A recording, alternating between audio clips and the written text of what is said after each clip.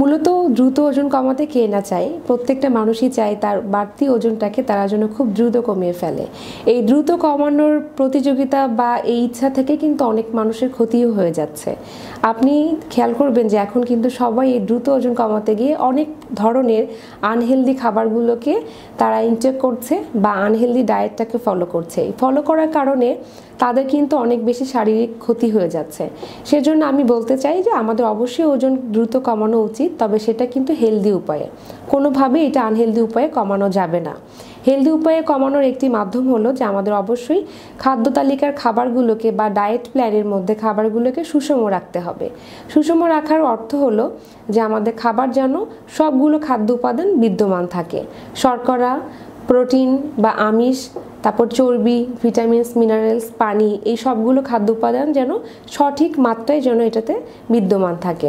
সেক্ষেত্রে আমাদের যেটা করা হয় যে সকাল, দুপুর, রাতের যে মেইন খাবারগুলোকে ব্যালেন্স করে নিয়ে পাশাপাশি যে স্ন্যাক্স হিসেবে যে খাবারগুলো নিচ্ছি সেখানে ফ্রুটস বা আমরা বাদাম বা টক দই জাতীয় খাবারগুলোকে খাদ্য তালিকায় আমরা রাখতে পারি।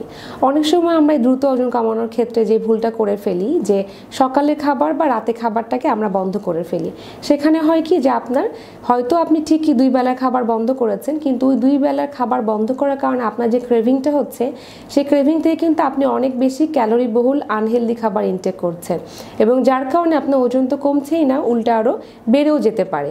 সো এই ভুলটা করা যাবে না। দ্রুত ওজন কমানোর টিপসের মধ্যে এটি একটি প্রধান টিপস। আপনাকে 3 বেলার খাবার অবশ্যই খাদ্য তালিকায় রাখতে হবে যেন আপনার ক্ষুধার যে ক্রেভিংটা বলছি আমরা সেটা যেন তৈরি না হয়।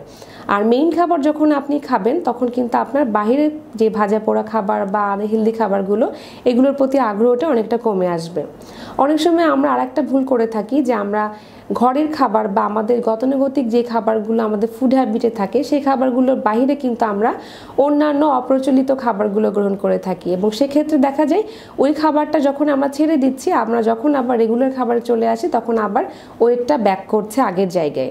সো আপনাকে অবশ্যই ঘরের খাবার থেকে আপনাকে ডায়েট করতে হবে। ঘরে যে আমরা রুটি, খেজুর, কলা, ভাত, যে ধরনের খাবারগুলো আমরা শর্করা হিসেবে গ্রহণ করছি সেগুলোকে খাদ্য তালিকায় রাখা, এবং পাশাপাশি প্রোটিনের উৎস হিসেবে আমরা ডিমটাকে অবশ্যই প্রাধান্য দিব সকালবেলা, কারণ ডিম হাই প্রোটিন, এখান থেকে আমরা 13 থেকে 16 গ্রাম প্রোটিন পেয়ে থাকি, এবং এই ডিমটা খেলে আমাদের ক্ষুধার যে হরমোন সেটাকে কন্ট্রোল করে।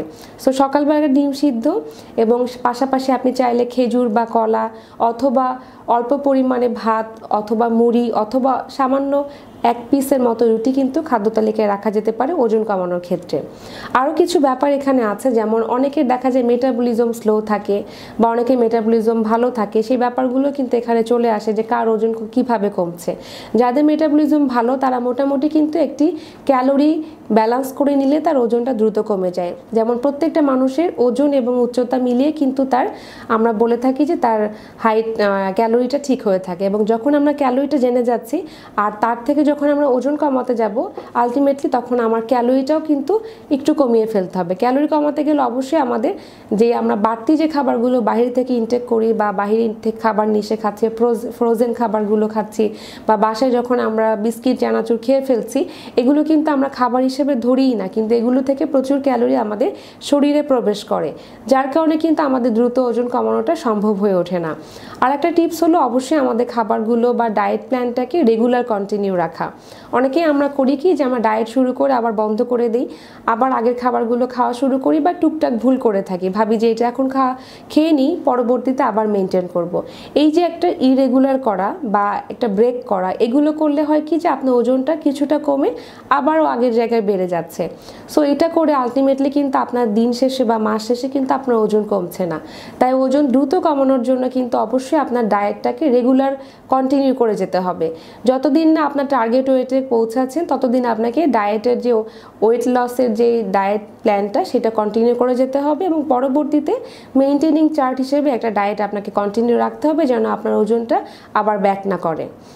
আর এই ধরনের খাবারের যেগুলো বলেছি তার মধ্যে কিছু কিছু খাদ্য উপাদান আছে যেগুলো ওজন কমাতে সাহায্য করে, যেমন আপনি চাইলে দারচিনি বা অ্যাপেল সিডার ভিনেগার, এগুলো দেখা যাচ্ছে আমাদের মেটাবলিজমটাকে বাড়িয়ে দেয়। যাদের মেটাবলিজম খুবই স্লো তারা চাইলে তার শারীরিক কন্ডিশনটা ভালো আছে কিনা জেনে তারপর তারা এগুলো গ্রহণ করতে পারে।